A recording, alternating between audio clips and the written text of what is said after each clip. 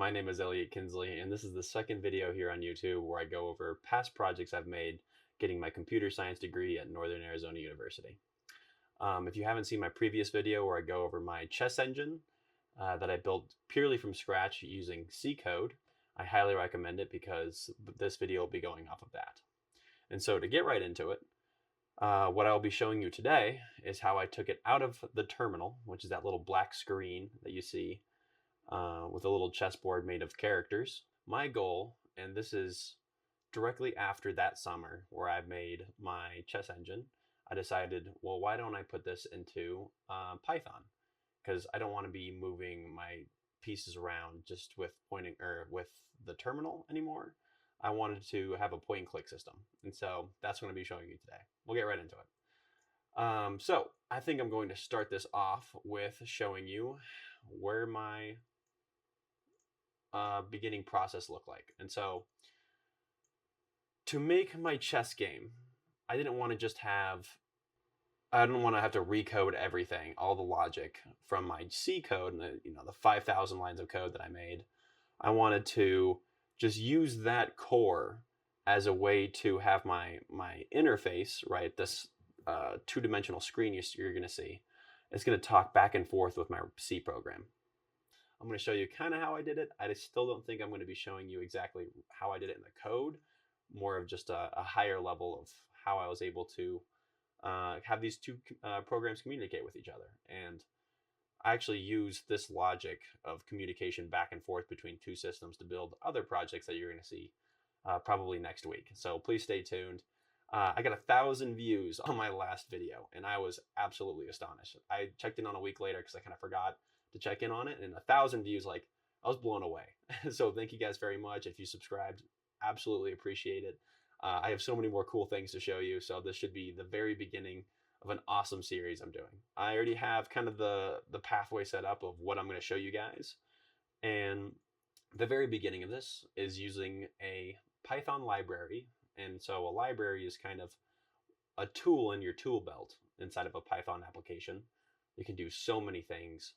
And so this one is called subprocess. And so subprocess is the tool I use to have my new Python program talk to my C program.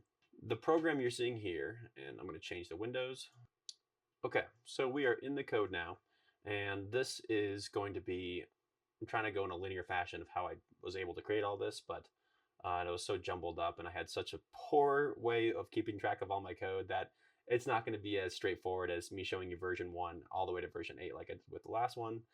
This one, I'm going to just quickly show you my test and how I was able to exchange information between my programs. And so I'm going to actually have Elliot on the iPad explain exactly how that's done right now. Here is a small animation explaining everything. So we have our C and our Python, and the C gives Python the board, the pieces, the sides, and the highlighting.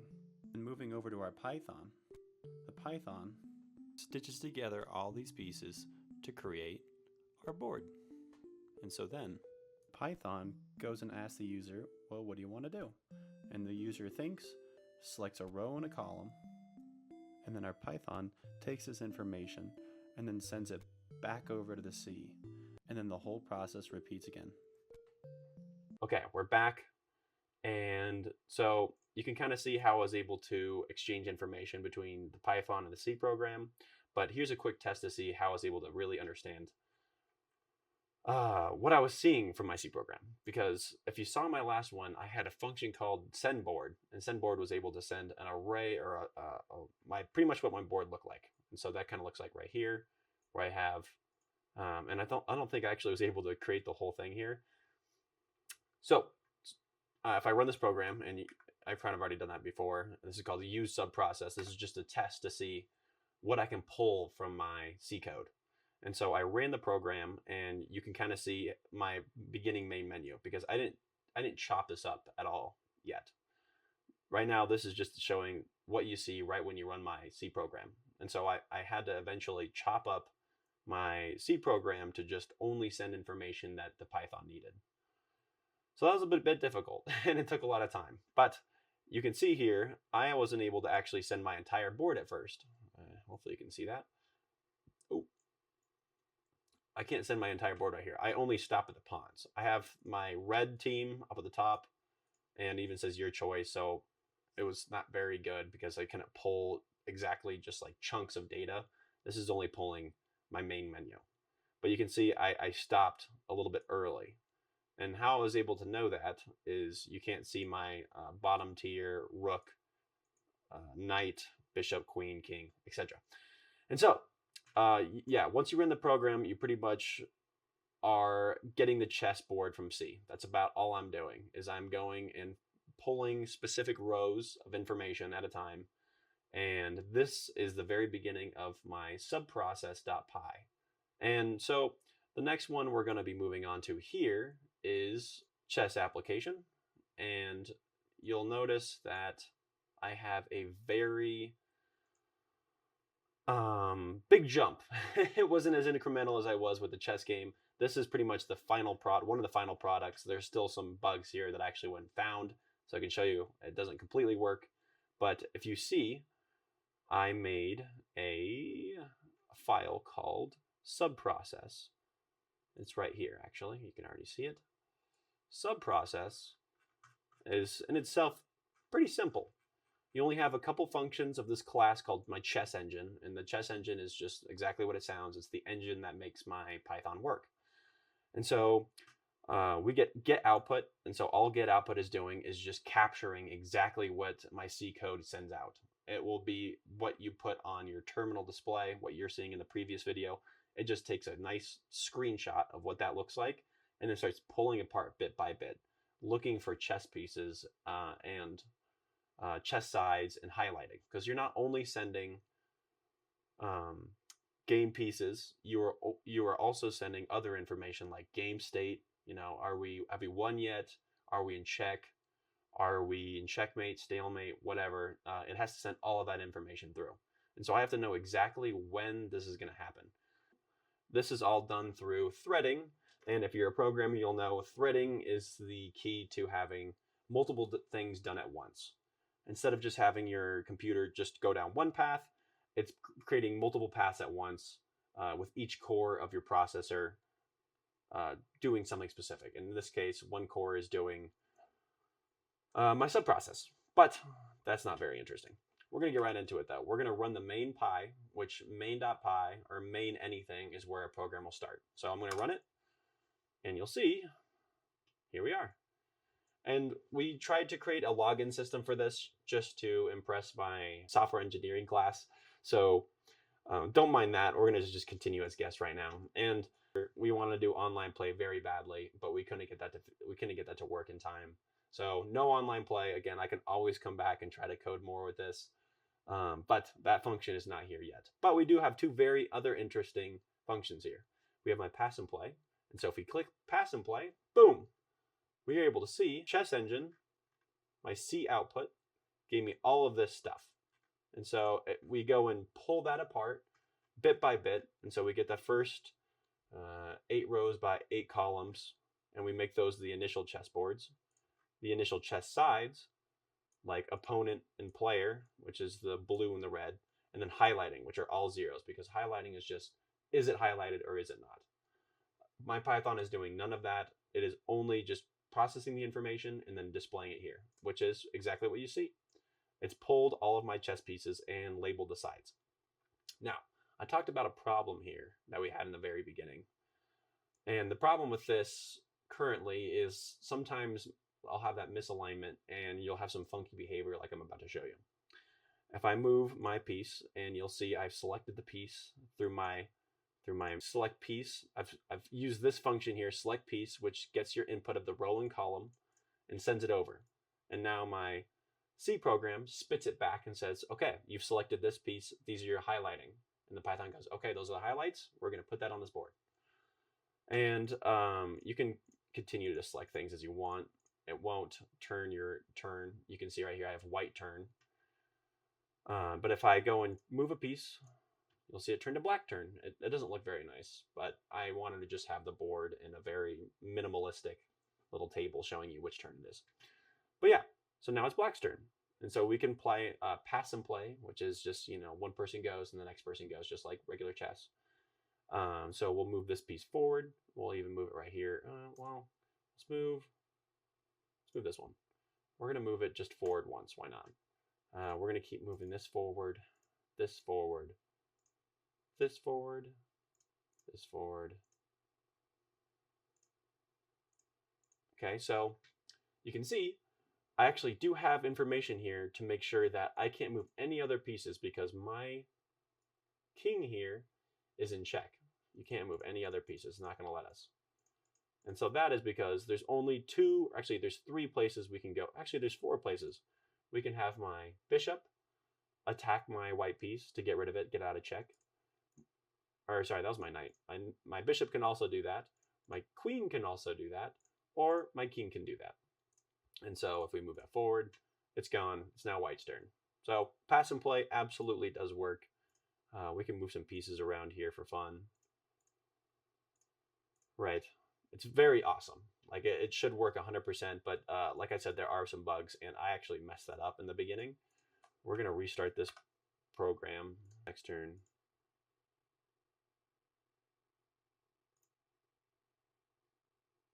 White's turn. So you can see here, I'm actually in checkmate right now. And the game doesn't know it.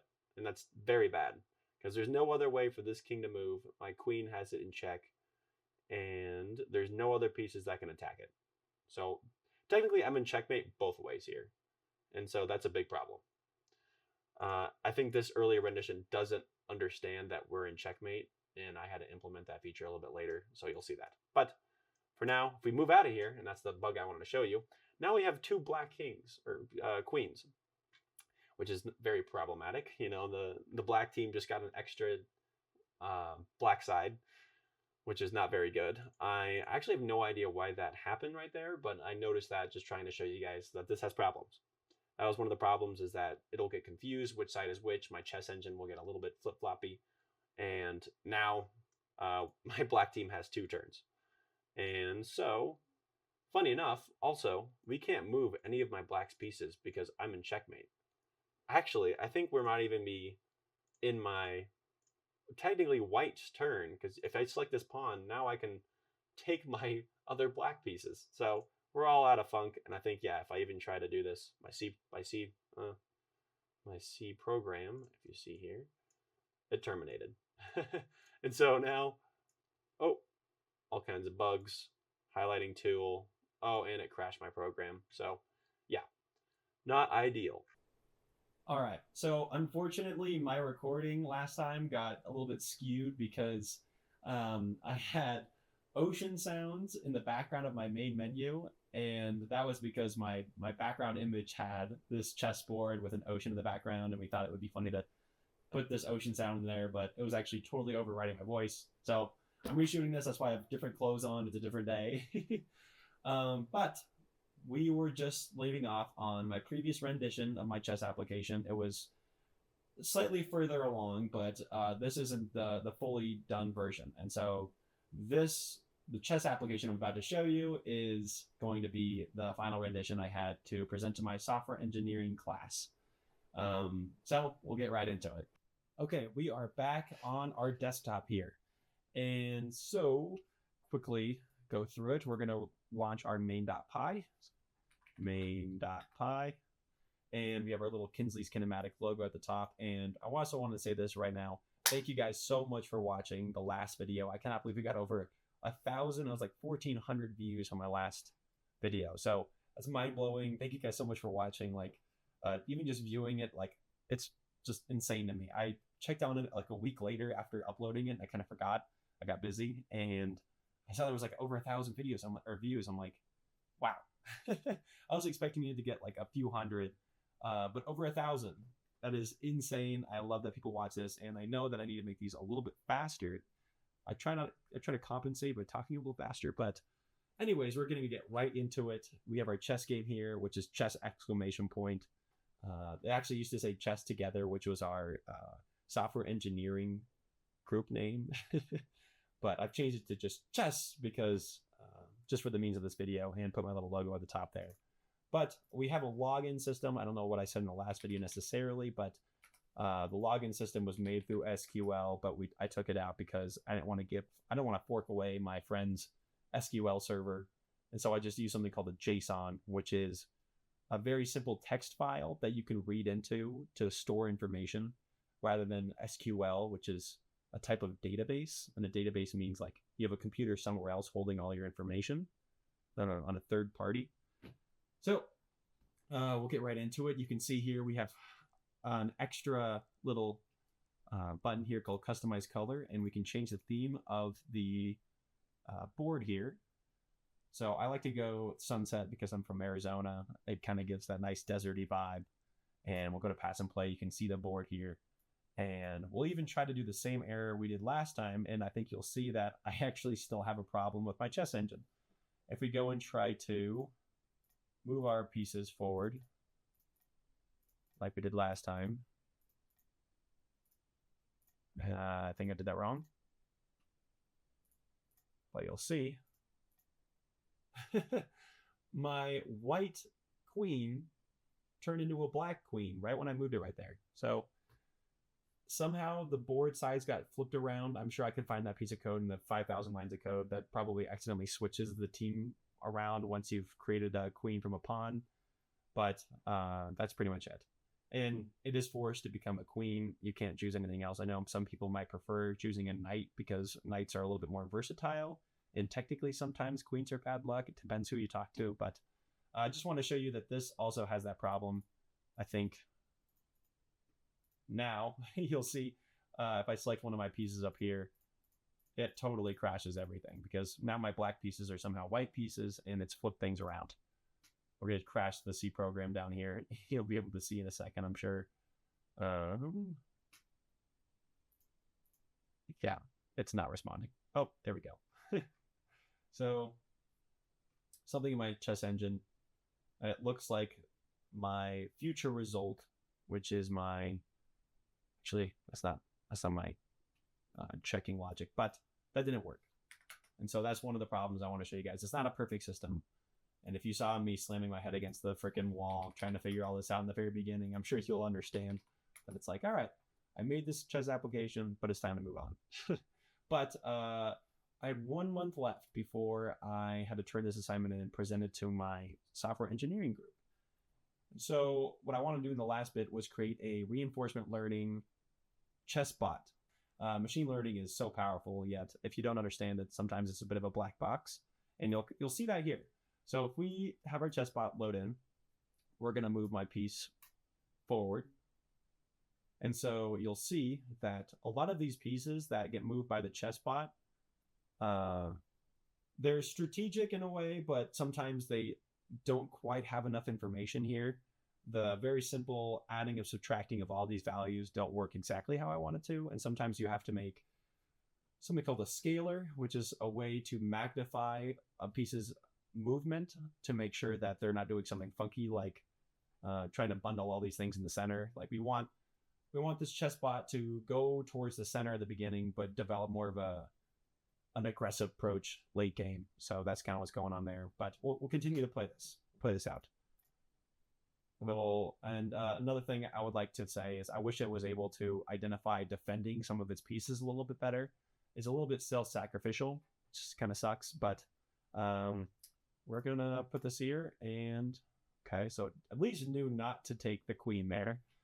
And we'll just keep playing it here. Okay, my knight is moving forward a little bit. It seems like it's attacking, so I'm going to put some pressure on. I think it might take my other knight. Okay. Interesting. Okay, now it's going bishop. Strategic. Okay. We'll put some pressure. Is it going to go for it? It will. Okay, so like it saw there, the knight was too high of a value for it to take. It's like, I'm taking that. So we'll go there. Queen's taking that. Put some pressure on the queen. Is the queen going to self-sacrifice? No. Okay, that's good. And I'm in check. So we're going to move it out of check. It's probably going to take that now. It's probably identified. Oh my gosh. Am I going to lose? Yeah. Okay, is he going to take the pawn? Okay, no, it self-sacrificed. Interesting. So I was doing good there, and it showed that I'm not very good at chess. Even the chess bot that I made is going to do better. It might not beat me because it doesn't know very well how to do everything, but this is the thing I want to show you. If I put my chess bot in check, you'll see down here my C program starts going crazy. So I have no idea. It almost looks like it's stuck in a loop. The C program got terminated, and the whole thing breaks. But I kind of demonstrated my chess application. Thank you guys. Thank you so much for watching, guys. If you have any questions or things you think that I did wrong, please immediately let me know. And if I get enough asks, I will upload this code to some kind of GitHub repository for you guys to check out. But we'll see how geeky my demographic is here. But that's about it. Later.